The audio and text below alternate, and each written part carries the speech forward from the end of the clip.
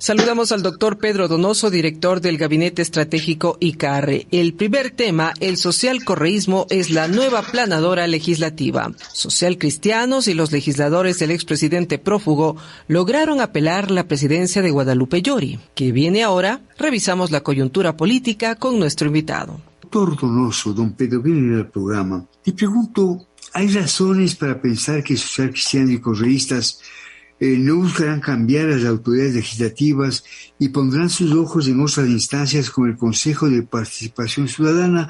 Les escuchamos con enorme interés. Adelante. Hola, buenos días, Diego. Gracias por la invitación.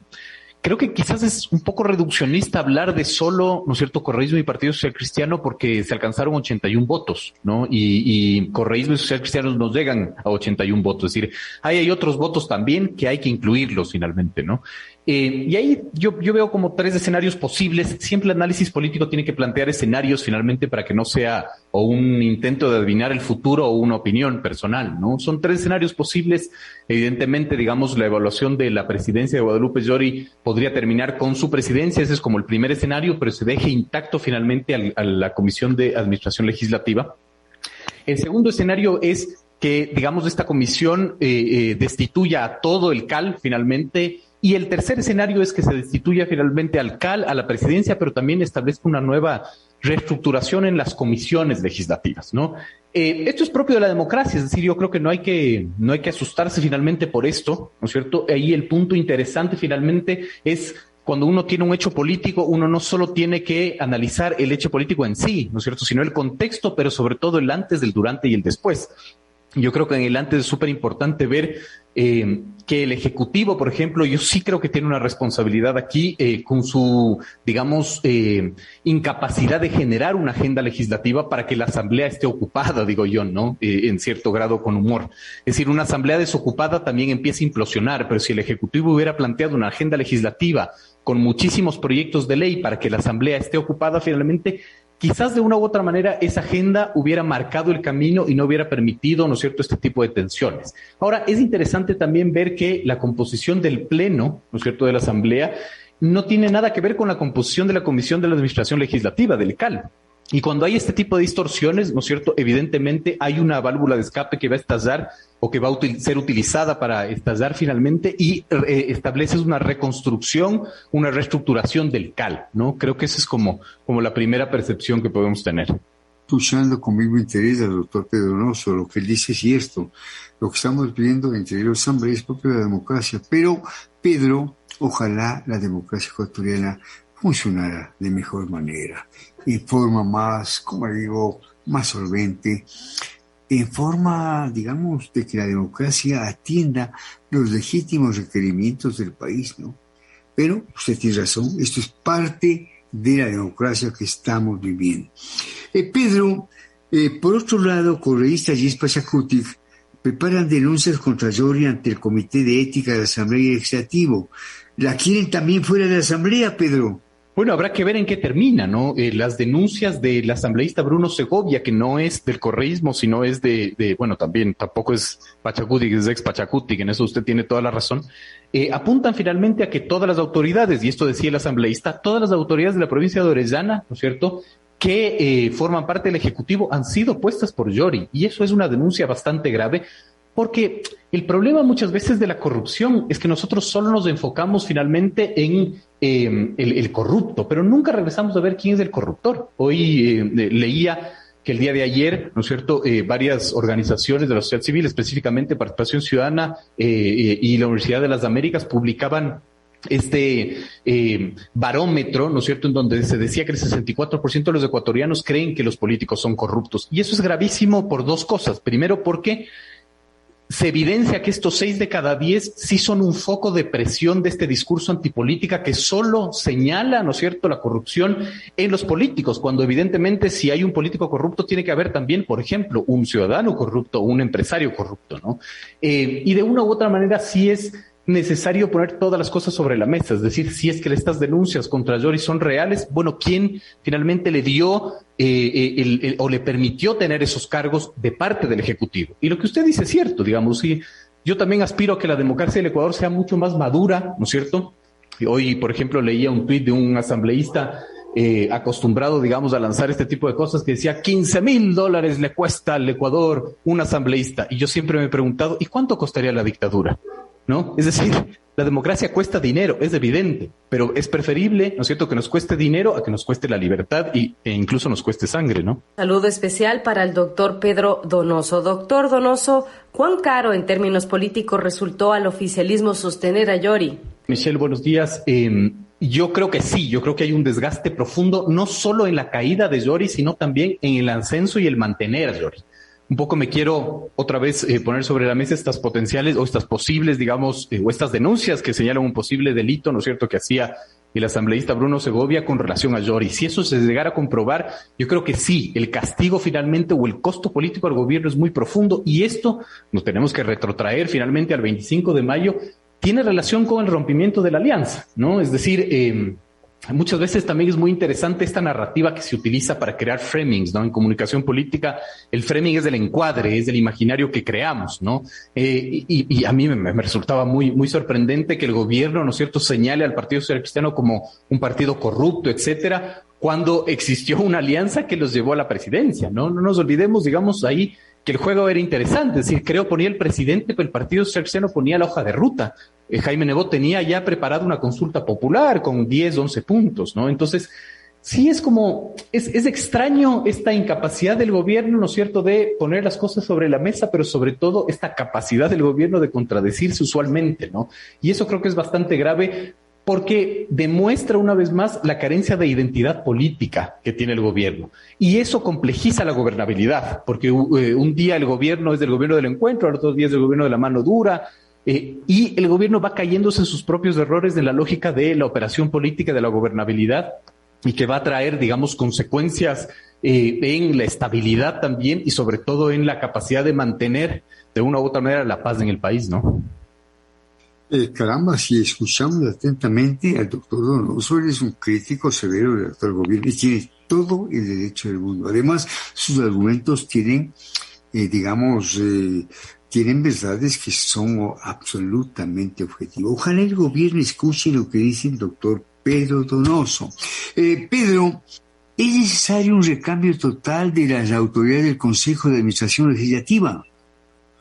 Ay, yo digo, solo quiero hacer un comentario de su comentario. Digamos, yo no creo que soy un crítico del gobierno, ¿no es cierto? Yo lo único que hago simplemente es leer los elementos de las circunstancias, ¿no? Es decir, usualmente en el Ecuador yo veo que una de las falencias es creer que la opinión es análisis. Somos un país de disfraces, ¿no? Siempre repito esto, ¿no?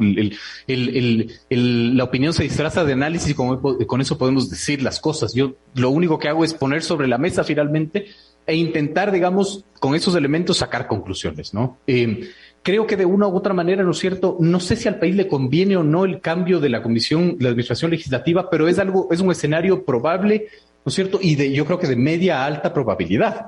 Y aquí se viene otra configuración que además es parte de las tensiones que se han dado, ¿no es cierto? Un poco lo que yo le decía. En el momento que tú tienes un CAL que no es, digamos, a imagen y semejanza del Pleno, va a haber una tensión social, porque, digamos, si en el Pleno hay fuerzas, ¿no es cierto?, que son más representativas numéricamente hablando, que no tienen una representación en el CAL, eso va a estallar finalmente, ¿no? ¿Y qué es lo que ha sucedido? Por ejemplo, enfoquémonos específicamente en la izquierda democrática, ¿no es cierto? La izquierda democrática no ha tenido la capacidad de, gobernar en el presente, de autogobernarse. Yo creo que por esta necesidad de siempre pensar en el futuro, en el 2025, siempre piensan en la elección de Javier Hervás como presidente. Entonces, al pensar en el futuro, no se autogobiernan, no pueden mantener, digamos, la gobernabilidad interna y pierden asambleístas. Entonces, han perdido 3 o 4 asambleístas, lo cual ya no les puede constituir una bancada, por lo tanto, no pueden tener una presencia en el CAL. ¿Y por qué esto es grave? Porque la izquierda democrática, siendo, digamos, una fuerza que es importante, pero no era de las más importantes numéricamente hablando, tenía 2 votos en el CAL. Ahora ya no puede acceder a tener votos en el CAL. Entonces, de una u otra manera, esta recomposición del CAL sí va a marcar toda una recomposición nueva de la dinámica del legislativo, ¿no? Y eso hay que ponerlo como mucho ojo. Pues estamos dialogando con un hombre inteligente, ¿no? No faltamos más del doctor Donoso, un hombre inteligente con muy buena formación académica, y lo que él dice es cierto.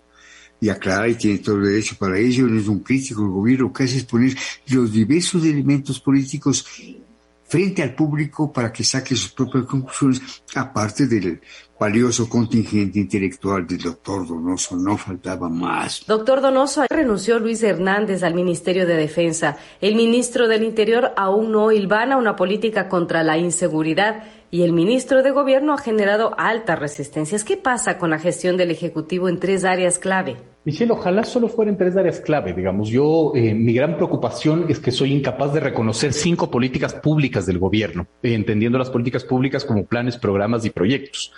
Hay, digamos, varias evidencias al respecto, ¿no es cierto? El portal Primicias publicaba hace 2 o 3 semanas una noticia que a mí me llamó muchísimo la atención. El primer trimestre del 2022 es el trimestre en la historia del Ecuador con menos inversión pública, en la historia del Ecuador. 82% menos que el primer trimestre del 2021. En el 2022 solo se invirtieron $67 millones, lo que de una u otra manera, el periodista Anderson Boscán de La Posta decía, Carondelet se gasta en un año en copias de impresiones, ¿no? Eso es grave porque de una u otra manera estamos viendo, ¿no es cierto?, que los resultados de la falta de políticas públicas y de la falta de la presencia del Estado genera el rompimiento del tejido social. Analicemos el tema de la seguridad. Yo no soy experto, ¿no es cierto?, pero en cualquier literatura sobre el tema uno puede ver que la inseguridad se combate desde 2 esferas, ¿no es cierto?, desde la aplicación del monopolio de la fuerza que lo tiene el Estado, pero sobre todo desde políticas públicas sociales, ¿no? Y no vemos el anuncio o la presencia o incluso la ejecución de políticas públicas de parte del Ejecutivo, ¿no? Entonces, claro, es gravísimo finalmente porque estamos viendo el deterioro del tejido social. Y hay hechos que nos preocupan muchísimo, ¿no? La explosión de un coche bomba no es menor, digamos. Yo creo que no es menor. Y el grave problema es que como sociedad nos estamos acostumbrando a aquello, ¿no? Esperemos que no sea tarde finalmente cuando ya nos demos cuenta que estamos en un momento muy complejo para el país. Entonces, de una u otra manera, sí necesitamos más presencia del Estado. Perfiles de Opinión en su última encuesta publicaba una cifra que a mí me llamó muchísimo la atención también. Solo el 13.5% de los consultados creen en el Estado.